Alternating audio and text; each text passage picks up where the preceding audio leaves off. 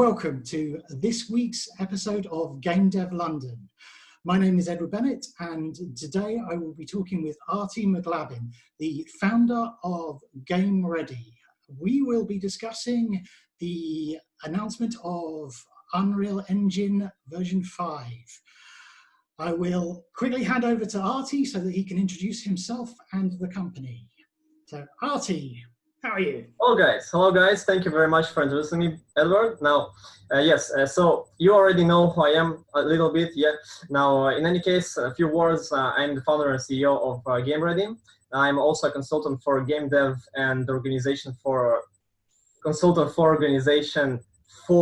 development teams. Now, this is my current occupation. Most of the time that I spend is on that. Now, Edward, thank you very much. I'm very glad to be here. Guys, just saying, I am not Irish.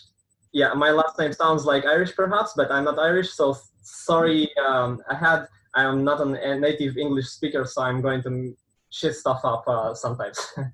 Thank you very much. Okay, so the primary reason why I sought you out, Artie, was because with Unreal Engine, with the next version of Unreal Engine coming up, the real sort of big question is what should, as game developers, what should we do differently? What's still going to be valid, basically, in a couple of years from now? And you are perfectly placed because you spend a lot of time consulting with game developers and training the next generation. So I'm gonna pelt you with numerous different questions about the engine and really find out what you make of it. So to start with,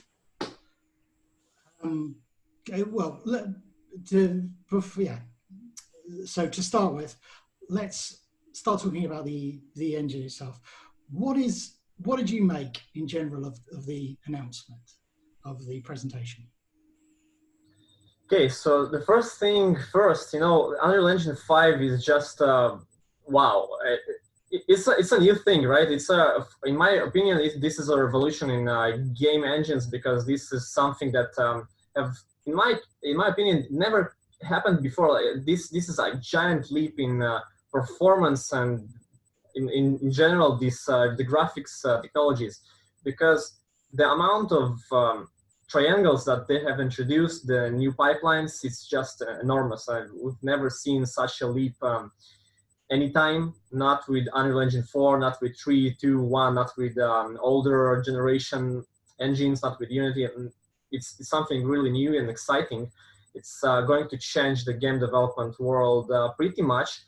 No, still, game development is still game development, right? But it's going to change a lot of things, and for good. Most of, one of the things that are going to be changed the most is VR. I think we'll speak about this in more detail a bit later, so I won't run ahead of myself. But yeah, this is generally speaking what is my opinion. Do you expect me to answer a long answer, or a short one, by the way? Well, we can go long.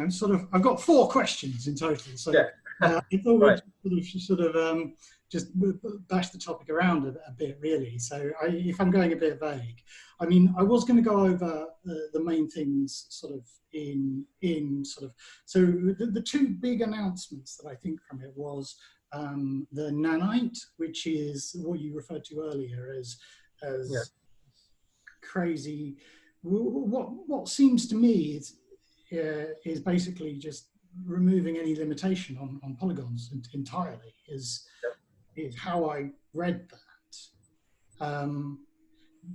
But I'm still sort of in questioning if it can actually be. It's almost too good to be true. Is sort of my thoughts. Exactly, right. So you're so correct about this. This is really just too good to be true. So we still have to, of course, see how it works in reality. We've seen this in the trailer, right? We still have to see how it applies to the development teams. But I've had a bit of contact with the Epic Games about this and heard the people there.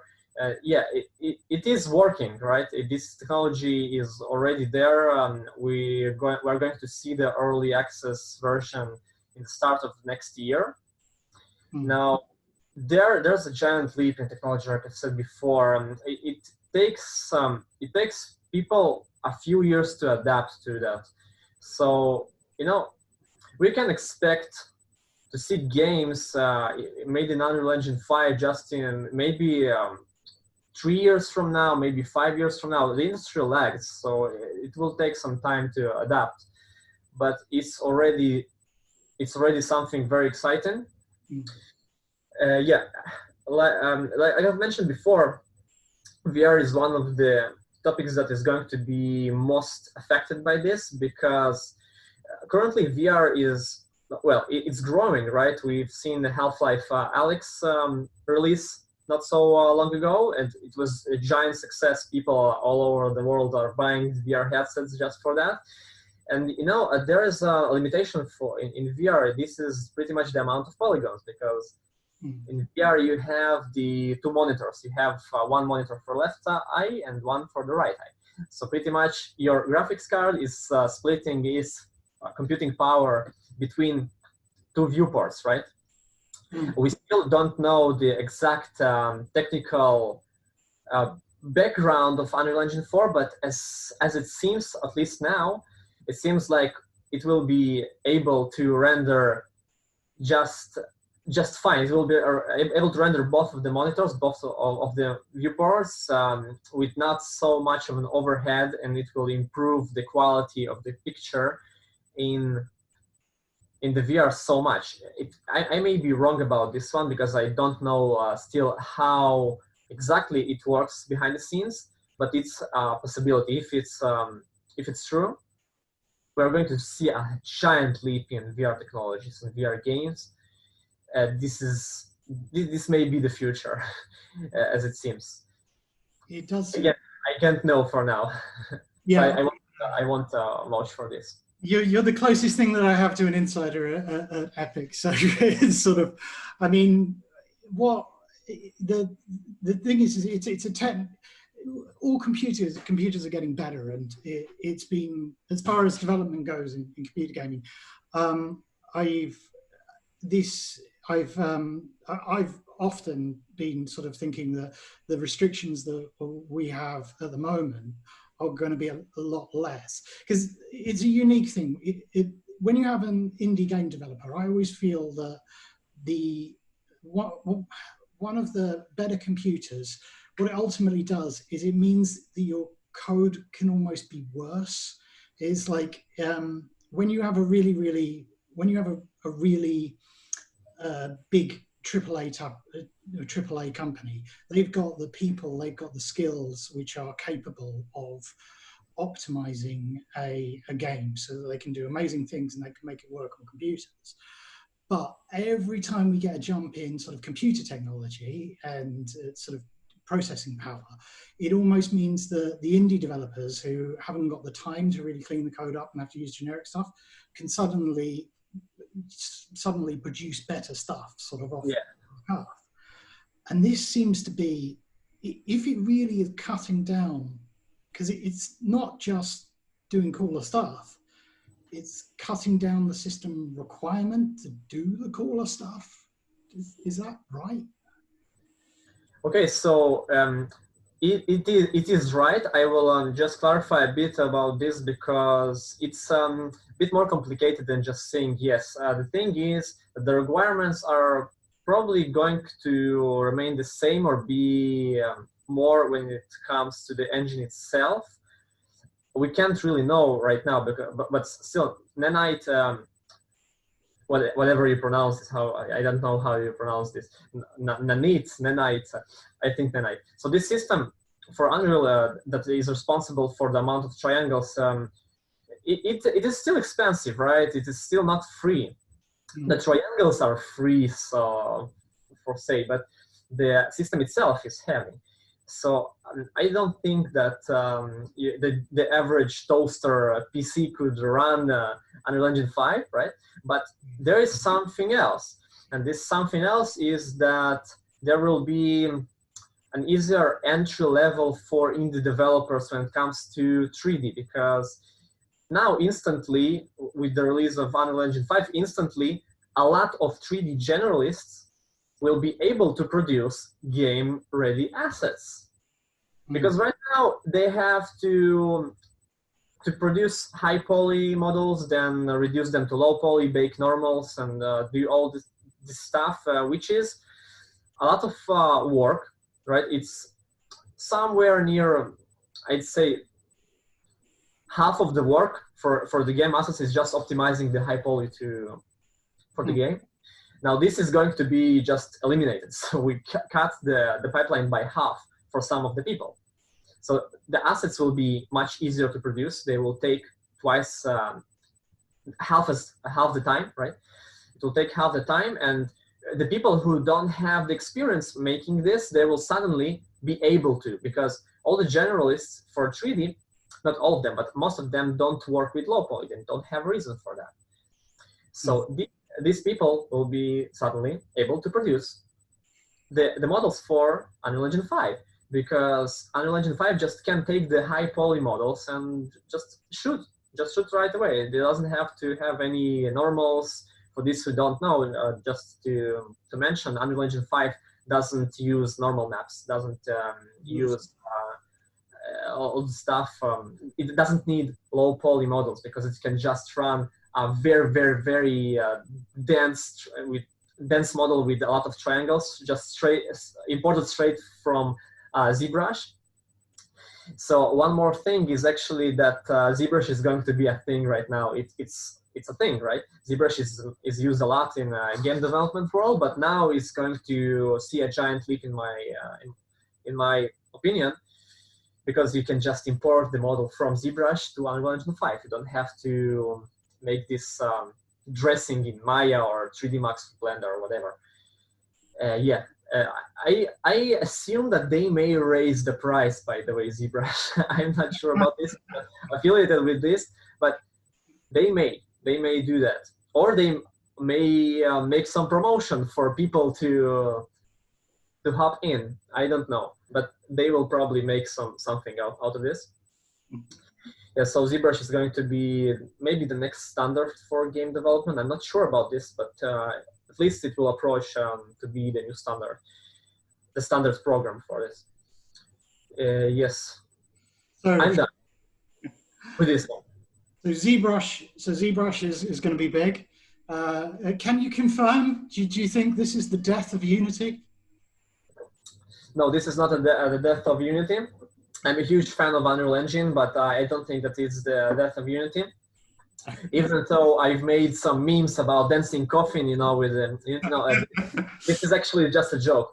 But at the same time, Unity is going to shift towards mobile development and 2D games. So what we are going to see, in my opinion, is a polarization between Unreal and Unity, with each one taking a different sector of game development. So because now Unity is used for any type of projects. Besides, no, it's not so popular in AAA, but it's used for a lot of 3D, for VR, 2D, mobile games, everything. Oh yeah. Yes, Unreal is a bit more used in the PC world, right? Mobile games in Unreal, they exist. People make nice applications with Unreal Engine. They make nice mobile games, but these are a bit scarce, I'd say. It's not used so much, and Epic Games doesn't make so much of an accent on 2D games, on mobile games in Unreal. So they are focusing on the top tier 3D experience, and we will see that because Unreal is deprecating a lot of stuff related to 2D mobile. This code is a bit outdated in Epic Games. They don't focus it. So we are going to see Unreal growing even stronger in the field of 3D graphics for PC, the high end, for PlayStation 2. When I say PC, I mean also the consoles, not mobile, right? Not mobile. Now, Unity has to adapt. Unity can do, in the long term, a much better job than Unreal does in the 2D world and in the mobile world, because this is something that Unreal doesn't do. So Unity is going to do that. They can't compete with Unreal Engine and Epic Games in the 3D world, so they're going to take the other one. So pretty much we are going to see that some Unity is used more for mobile and 2D, 3D for Unreal. Yes. Yeah, all of the other hosts, well, pretty much most other hosts of Game Dev London, they all use Unity. I'm pretty much the only Unreal guy, so it's sort of a running joke at this point. So, guys, the people who have experience with Unity, don't worry, guys. I know that a lot of listeners here, yes, in Game Dev London do use Unity. That's fine, guys. Don't worry. It's just a joke. Unity is not dying. It's just adapting, and you guys have to adapt too. And by the way, it doesn't mean that you have to. For those of you who actually like to focus PlayStation, Xbox, PC, it doesn't mean that you have to go for mobile, or if you don't want to, or 2D games. You can go for the 3D. You can just relearn and adapt to use Unreal Engine. It's not so big of a deal to make the switch. It is work, of course. You have to learn it, but it is not so hard. It's not learning stuff from zero, from scratch, because you already have this experience with Unity. Actually, in GameReady, we have a learning path dedicated to actually switching from Unity to Unreal Engine. So it's pretty quick. It's not like learning from scratch. Yeah. And even for those of you who don't want to switch to Unreal, you still can make 2D games, you can make mobile games, and you can make 3D games for PC. Doesn't mean that you can't do that. You can. Just when you go for graphics, yes, Edward, go ahead, sorry. So, what I'd like to do is, if we just go over any of the other sort of notes that we've got on the Unreal Engine, because there's a couple other things, and then we'll go into GameReady and your other project, because I don't feel like we've touched on them sort of enough. But that's fine. I like talking about Unreal Engine 5. It's interesting. Well, so apart from okay, so I suppose what the real big question is, and you must have pondered this a lot. What are you no longer teaching, and what are you now putting more emphasis into after having watched that? Has your whole business model changed? So in GameReady, we focus on Unreal Engine 4 for now.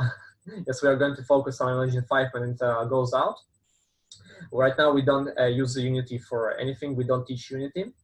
Now, with the release of Unreal Engine 5, we are going to switch to that, because the industry adapts and we have to adapt too. Everybody is benefiting from that. Besides that, like I've said, there are a lot of people right now want to make this switch from Unity to Unreal. There's a lot of demand for that right now. So as I mentioned before, we've launched this learning path for actually switching from Unity to Unreal. This is something we've done. Now, regards the material that we teach, Unreal Engine 4 and 5, they are not so different. They are going to be pretty similar, actually much more similar than Unreal Engine 3 and 4. When it comes to the implementation, when it comes to coding and the habits. The backbone of the graphics engine is going to be different, a completely different thing, but all the coding is going to remain very similar to what it is now. A lot of systems and sub-modules from Unreal Engine 4 are migrating to 5. You see, for example, in the trailer, you can see the bugs spreading up. These bugs are made using Niagara particle system. This is actually one that is already there in Unreal Engine 4, right? You can already use that. It's already out of beta as well. So most of the things there, they already exist in Unreal Engine 4, besides the triangle stuff, of course.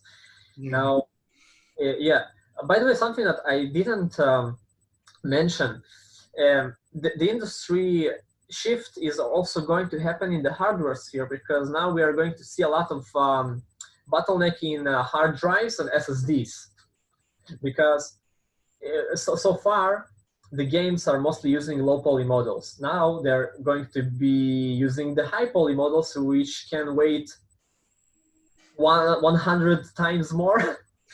So the games are going to weight a lot, really a lot. So you can expect sizes like 200 gigabytes, 300, 500 gigabytes for a game. This is not something that is going to happen right now. It still will take a few years, because the game developers, even though they can afford all these triangles, they won't actually want their games to weight as much, because it's problematic for people. People don't have so much of a space on the computers. So my advice for you guys, by the way, when Unreal Engine 5 is going to be out, don't be crazy about using the highest poly model available. And if you use something mid poly, between low poly and high poly, it will look just as fine, maybe 95% accuracy, just as fine, and it's going to weight a lot less than perfect high poly. So it's not worth the gigabytes that you're adding to your game. Right. We're still about to see that. It's still, it's too early to speak about that in too much detail. It's just my predictions. But yeah, and same for SSDs. SSDs are going to be a bottleneck for development, because moving so much files and so large files around is going to take a lot of processing power. And developers don't want to spend their times, to waste their times on just waiting for files to move from folder to folder. SSDs are a thing here, and we will see a growth in the SSDs, in my opinion. Well, the specs of was it the PlayStation 5? Because the video demonstration was on the PlayStation 5. So their SSD is supposed to be quite incredible, really. Yes. Okay, right. So we haven't talked about Lumen. It seems to be that they're doing, basically Lumen just seems to be the same thing as Nanite, but for the lighting. It's sort of it's a much faster, much more efficient way of calculating lighting on the fly. Is that roughly right? Yeah, it's also going to make the pipeline for level designers easier, because they won't have to play as much with all the actors relevant to the game objects relevant to lighting, right? It's going to be easier. Yes, it's going to be calculated on the fly. So as far as I remember, there's no need to compile lightings anymore, and it's something that takes a lot of time, because right now companies and the teams that are building huge levels on Unreal Engine, many of them are using actually the Swarm agent. Swarm is a technology I think it's made by Epic Games. I'm not sure about this one, but it's clearly used by Unreal. Now, Swarm is actually technology of splitting the processing power or the compiling, the work required to compile lightings, to split them by to a lot of computers in the team. So huge companies, sometimes they have like 20 graphics cards just compiling one level. See, 20 workstations for that. Now, this is something that, as far as I understand, we are going to forget about with the release of Unreal Engine 5, at least when the companies start to migrate there, because it will still take time. They won't dump Unreal Engine 4 so fast. There are still projects in development that are made in Unreal Engine 3. For example, Life is Strange. This is okay. It's already released. It's released for a few years already. It's not a new game, but it's made on Unreal Engine 3. It's an amazing game. And you're going to see a lot of Unreal Engine 4 projects that are going to be released in 3 years, 5 years from now. The industry lags behind. It's not adapting so fast. We're going to see actually demos releasing maybe even 1 month after the early access release of 5. Most probably some little VR experiences, small games like maybe, look, I've made a Tetris in Unreal Engine 5. It's the best graphics Tetris ever made so far. Like, nobody cares, but it's still exciting. there's something about having Tetris in Unreal Engine 5 or having Minecraft in Unreal Engine 5. People love this stuff. They always, I don't, there's still trailers for, wow, he have remade this game in Unreal Engine 4. Now, let's see what will happen when 5 is there and everything seems just too realistic. It's more realistic than the real world. Too many, more triangles than the real world. The human eye cannot perceive the amount of triangles. I feel like a lot of the time the technology at this point is sort of, because a lot of our listeners are indie developers in the majority. A lot of this technology is almost sort of beyond what we can make use of. And a lot of the time it's like, but it does reduce the workflow, because that's it, it's reducing the workflow. So if we had an indie apocalypse back a few years ago, it's going to be even worse now, where just everyone can produce games. Right, okay. Maybe, actually, you're right. There will be an indie apocalypse, yeah.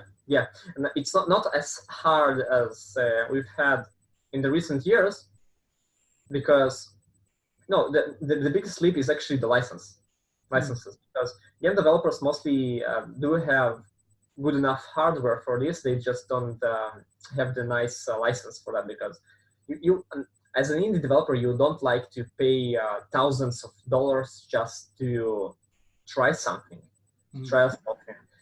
Now with the release of Unreal Engine for free, like I think 6 years ago, it's made a huge difference, in Unity adapting the graphics too. But I don't think that it will be so much of a leap. But yeah, we can expect maybe 10%, 20% of growth of the growth of the indie developers.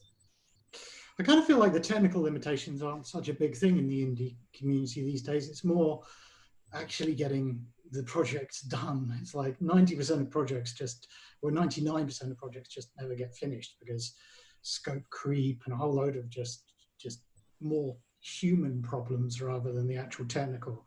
There are very few technical limitations, I feel, these days. And yeah. Absolutely correct. That's absolutely true. Absolutely.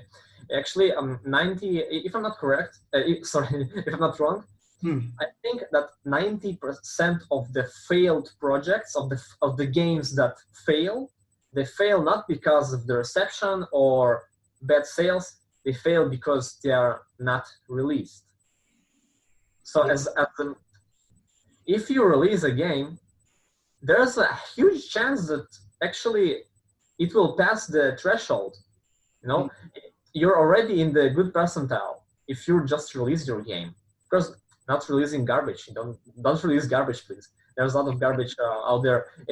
Anyway, so you need to work on your games before you release them, but don't quit in the middle, because quitting is for losers. We're not losers, right, gamedev.london? So, okay, so I suppose that brings me on to the next topic, really, because you put a lot of effort into sort of helping people become game devs and become sort of successful within the arena, from sort of kids to professional large companies. So, I mean, what I'd like to do is just chat about Game Ready and maybe what your personal experiences are and recommendations to want to be game developers, even if it's going into an going into a AAA company, or if it's starting your own game on your own, or starting a small indie company. What's your take sort of on the industry and your recommendations? All right. So I'll start from the recommendations. I'll talk about Game Ready just a few months after that.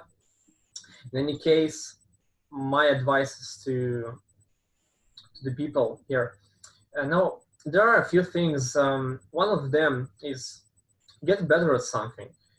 There are a lot of generalists in the game development world, and this is not good for you personally, as if you are a generalist, because when I interview people, I interview a lot of people. I interview a few hundreds of game developers.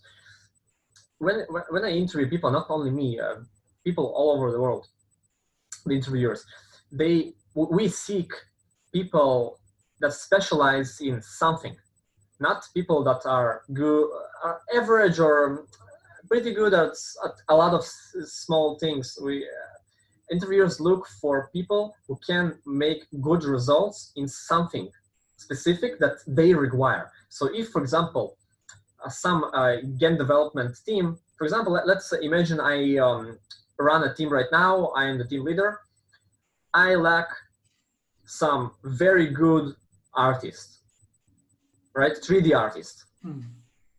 If I see someone that comes to me and he says, oh, look, I am a very great 2D artist and I'm also learning 3D, this is my 3D. That's nice, but I don't care about your 2D experience. Nothing personal. It's just, I'm seeking someone with 3D experience. It's nice for you. You can apply for some other place that seeks 2D artists. It's fine. And I don't say that 3D is better than 2D. No, I actually like 2D games. The thing is, you have to specialize and you apply for the roles that you specialize in, right? If you have not so good 3D level, you're not going to be accepted to the workplace. If you apply for a programming job, learn programming very good. You don't have to be artist for applying for a programming job. If you know how to make models in Blender, that's nice, but it doesn't help the role. If a team seeks programmers, it doesn't help you, because a team that it has the artists that will make much better job than you do in Blender as a programmer, because they are artists, they focus on that. You are a programmer, deliver programming experience, deliver the best that you can in the programming world, so specialize. Generalists are less desired in the industry, and overall, by the way, in every field in life, in my opinion, most of the times you have to specialize to find a job and to be successful, and first of all to deliver value. So even if you are developing your own game, your indie game, and you are the entrepreneur who does this, specialize, because you don't have to do everything alone. Bring someone aboard. Yes, someone who can complement for the things that you are not so good at. So if you're a good sound engineer, bring a programmer, bring an artist, that 3D artist, for example, 2D artist, that can complement for the things that you don't know. Don't learn programming right now. Don't learn 3D if you're a sound engineer, right? Unless you do want to specialize in this in the long term, but don't do that just to complement for the things. This is one advice that I would have. Now, another thing is, I'd recommend you to join teams and work for free to get experience if you don't have this experience right now. There are a lot of organizations, a lot of teams that seek for people to join up. One very good approach, in my opinion, is always helping non-profit organizations. So there are non-profit organizations that can use some help in the industry. Even non-profits that actually develop games, sort of. For example, I volunteer in the Venus project as a manager of a VR team. So we have actually a VR project made for showcasing visual stuff about the Venus project. So and that's something to, sorry, Edward? Sorry, could you repeat the name of that? The Venus project? The Venus project, yes. Right. Okay. Like the Venus project. Venus. Yes, Venus project. V-N-U-E, right, okay. Yes, you can say more about this project if, for the listeners. It's thevenusproject.com. But this is actually a non-profit organization. I'm not going to talk about the goals. It's outside of the scope of this conversation. But in any case, this is a non-profit. It has nothing to do with games. But we have a department there that is about making an Unreal Engine 4 game for VR that is going to be released for free in Steam for people to actually try on and see the visualization of the vision of the Venus project that they want to achieve, right? Right. So the people there are volunteering their time for free, and are helping a cause of the nonprofit and also are gaining experience on the way. So this is a very nice approach to gain experience, because this way it is much easier to get accepted to the team. As long as you're a responsible person and you have what it takes, at least on a basic level, most of the cases you will get accepted to a team like this. And this is just, you can get experience for free this way, and then you can apply this in your commercial projects, right? Yeah. And there's a lot of non-profits. So not only the Venus project, it's just the one that I volunteer in. So I also, by the way, I interview people there. So if someone is going to apply, we will meet for a meeting, meet for an interview once. But yeah, there are a lot of, don't get locked on something specific. Just see what organizations you like and what are seeking for people in your field. You can be a sound engineer, and there are a lot of organizations that seek sound engineers. You can be a programmer, you can be artists, and people, companies and organizations need people of these skills even outside of gaming world, and sometimes even in the gaming world, like the Venus project, for example. I think that makes sense. One of the benefits of doing that, and this is something that hits everybody, if you're going to be working as a game developer, you need a portfolio. And you can see it when you're applying for adverts for game developers, AAAs. They want you to have worked on a delivered product. And there are lots and lots of opportunities out there to join sort of random teams who are making a game. However, a hell of a lot of them never see the light of day.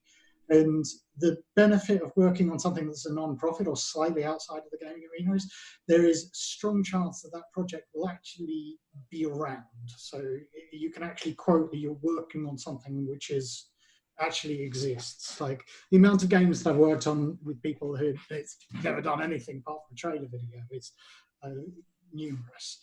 So I can see the benefit of sort of stepping outside the gaming, the development sort of world.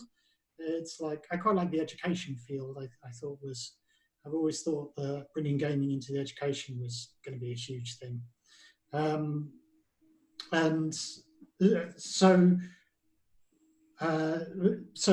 on from that, so your advice is specialize, which I think is good advice, because I think a hell of a lot of game developers start up being generalists and trying to produce their own thing and then find themselves limited. You can always find other people or hire other people, and it's cheaper than learning how to do it to that level yourself. Or let them find you. Let them find, yes, yeah. Like a gamedev.london or Game Ready, yeah. And yeah, and volunteer, and start off by sort of volunteering. Right. So tell me about Game Ready and the sort of mission behind it, if you please. All right. So in Game Ready, pretty much Game Ready is a game development education organization. We also we deliver services to existing teams, indie teams, to large companies in game development world. So stuff like connecting between people to find a job, freelancing, assets for ordering assets, servers, stuff like this. But our main goal is actually education and consultation. So when it comes to education, we are currently based in Israel, right? Our main community here is Israel, because well, we started in Israel. I'm from Israel, by the way. Now we do launch actually abroad later this year. I don't know the exact month, but it can be in a few months. It can be maybe 4 months, but later this year. Now we pretty much do a personal accompaniment education. So this is a mentor and a student.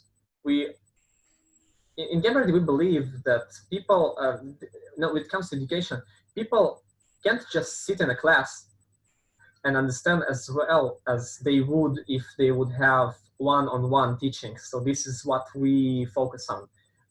99% of our lessons are made one-on-one. This is private teaching, right? And we view every student as an individual.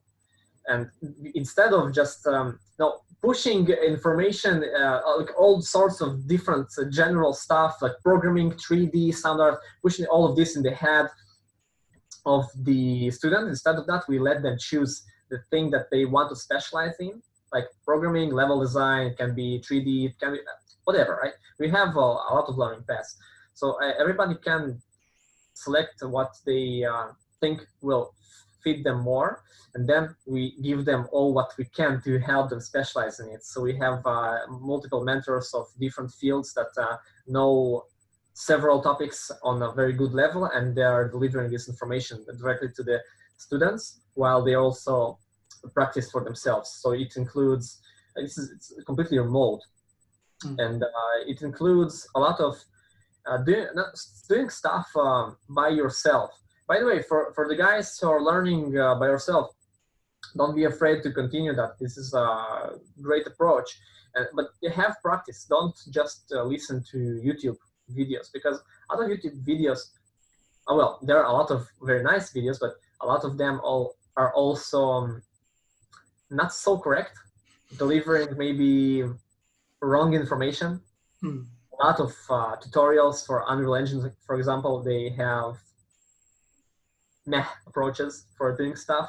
And pretty much if you're only learning from YouTube videos, sometimes it's you're going to pick up something cancerous, and it will just stick up with you for a lot of years, maybe for the rest of your lives, and you're going to make the same mistake over and over because you think it's right, but it's not the right approach. Stuff like abusing, for example, tick rate for the people who know what's that. So it's pretty much event tick, like running code every frame instead of just doing it once every few minutes or something like this. A lot of wrong information. Now we want to eliminate that by mentorship. So here we have mentors for each student, and the student can ask questions from the mentors, and it's personal. So every lesson is dynamic, every lesson is personal, and the students get much more value from that and learn a lot faster. We accept a wide range of ages, and we actually have students that are 12 years old, 13 years old. We have people, actually, I have just today, right? Today, some person which is 73 years old applied for us, and we are actually going to accept her. Yes, I think that, yes. Now we have people that are 30 years old, 20 years old, 40 years old. We have teenagers, a lot of teenagers, most of them are.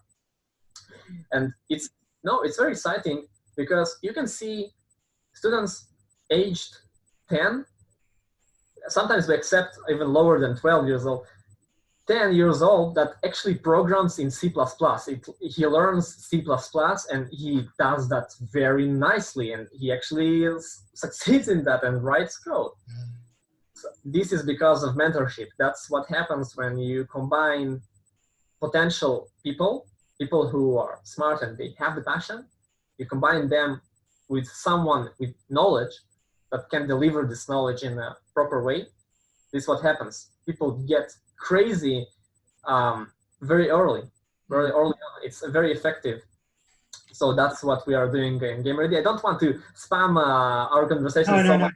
It is fascinating. But one of the points that I think I was picking up on there is, it is actually a little scary that the next generation are going to be, because when I was a kid, when I was a kid, there wasn't really internet at all. I mean, and what you had to learn from was the people around you, or books, or sort of stuff in school. There was just no access to this stuff in the slightest. I mean, the concept of, you can have somebody at the age of 12 actually seeing they're learning from people in the industry as it is, using products which are free and will be the basis of all films, games, AAA stuff. It's just, by the time these kids are 18, there's just going to be so much skill in the market. It's almost a little bit scary of how you're going to keep up with the next generation. Sort of thing. Yeah. So, I'll tell you how. Just don't wait, right? This is 2020. Now, if someone aged 12 starts right now, and you start right now, it's not that they have an edge over you. You don't. If you start right now and the 12 years old starts tomorrow, you have an edge of 1 day. So actually, you're ahead of them, right? But if it's not about the age so much, it's about just how much effort you put into that. So yes, for our generation, it's much harder because it wasn't so easier. It wasn't so easy to get into the game development world because, yeah, when we were 12 years old, we didn't have Unreal Engine and stuff like free licenses. Because now, so for example, Unreal has recently got from actually raising the threshold for the royalties to $1 million income. So if you're not, if you're having less than $1 million income from your project, you're not paying anything, even 1%. You don't pay anything. You pay just 5% after you pass the $1 million. It's crazy, crazy. What? 6 years ago, you would pay a lot of money just to try yourself, and maybe start learning. It was very hard to get this and very expensive. And because this was expensive, it was so hard, and it demanded so much effort.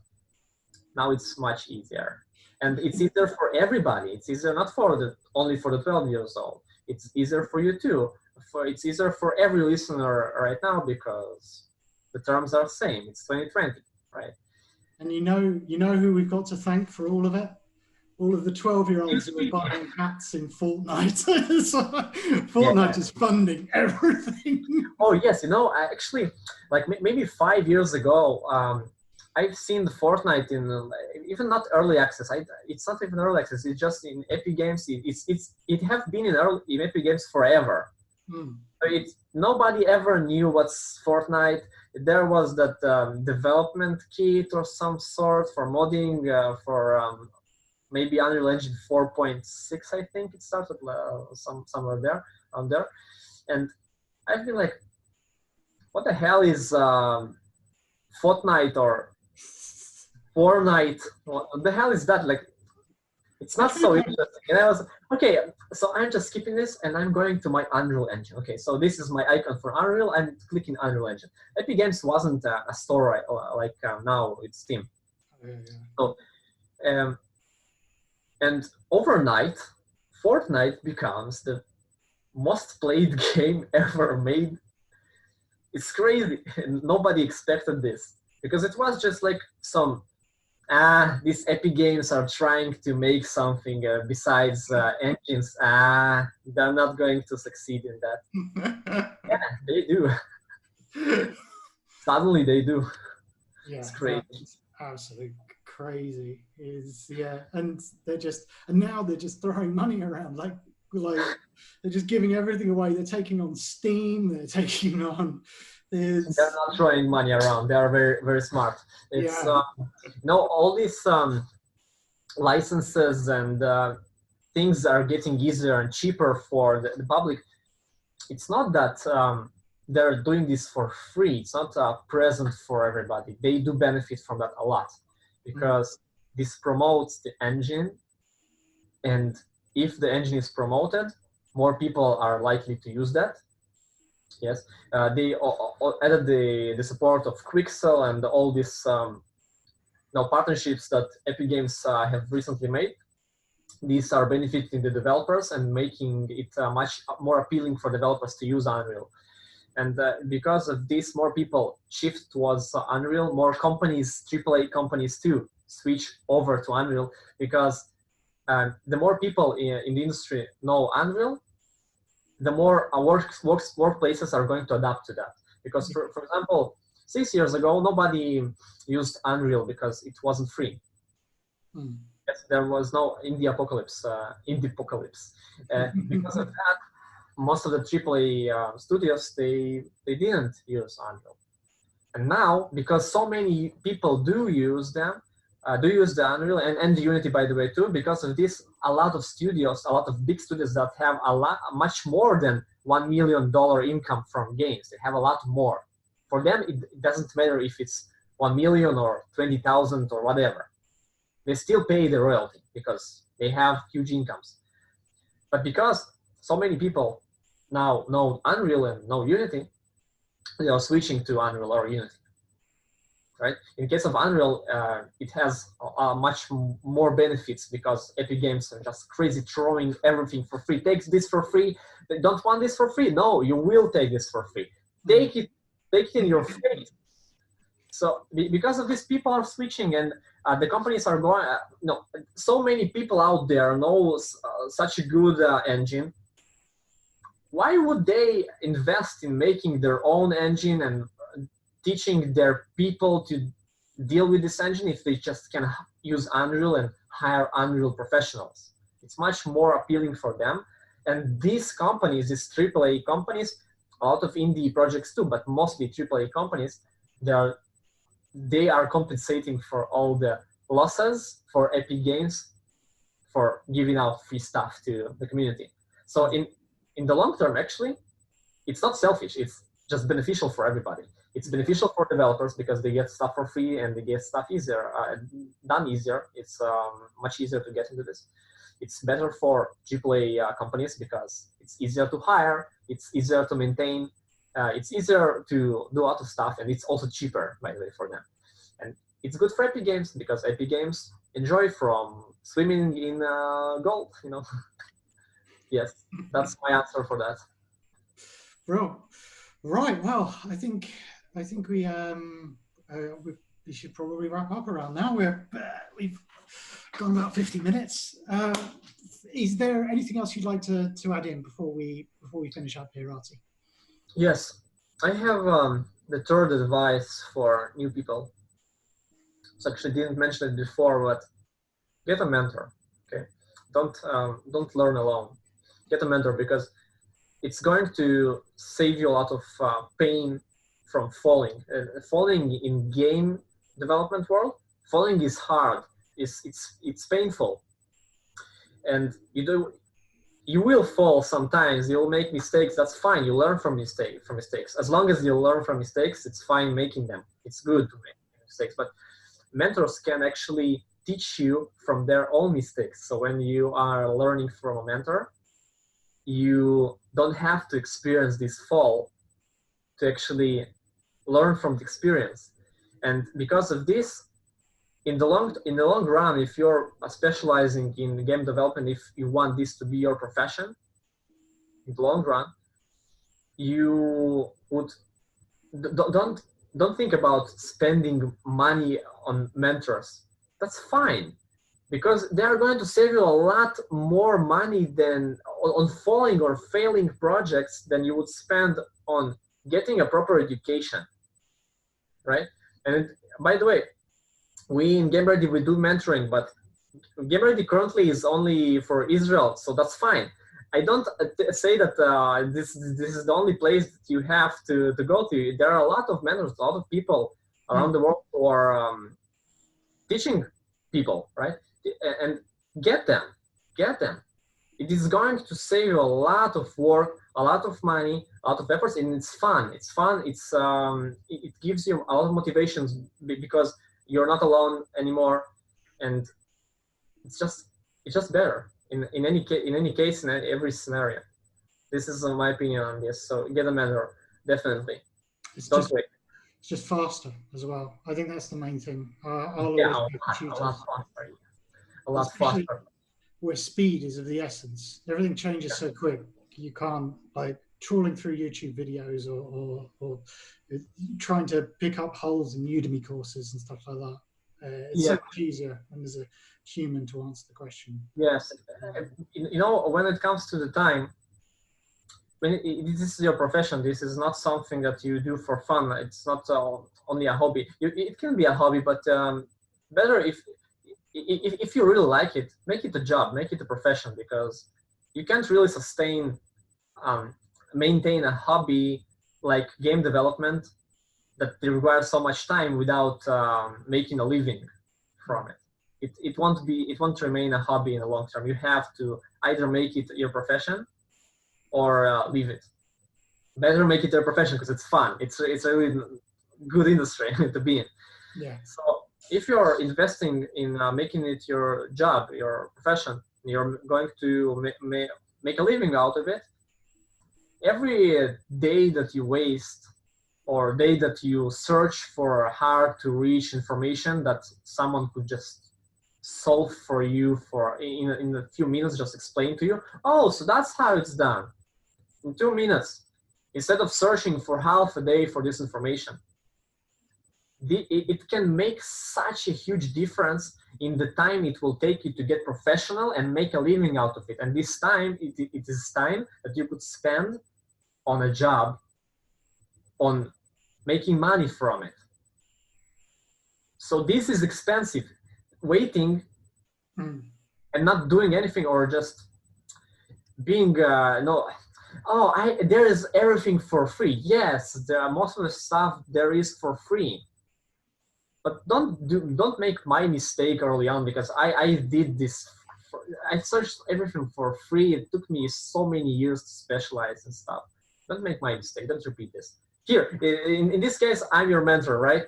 So this is my lesson. Don't learn from my mistake. Don't take it so easily. Think about this. How much time you spend on it, how much money you would spend instead of this time, and how much money you could earn from the saved time. Mathematics. You can easily see that it's worth it. Yeah. In every aspect. Brilliant. Well, I think that's a great point to end on. So I highly recommend it. And thanks so much for coming on today. And I'll catch you around. Okay. Thanks, Edward.